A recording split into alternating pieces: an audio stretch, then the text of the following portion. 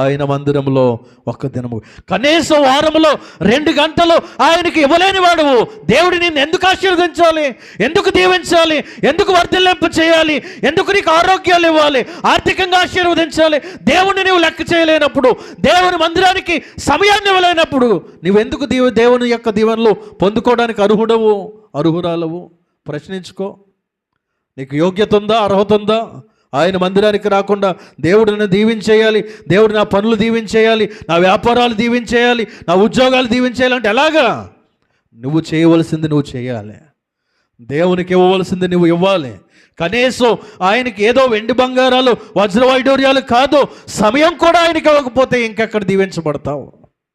ఒక 2 గంటలు ఆయన కొరకు వెచ్చించకపోతే ఎలా ఆశీర్వదించబడతావు? ఇంకెక్కడుంది నీకు భక్తి? నువ్వెక్కడ క్రైస్తవురాలివి, ఎక్కడ క్రైస్తవుడివి, ఎక్కడ విశ్వాసవి నీవు?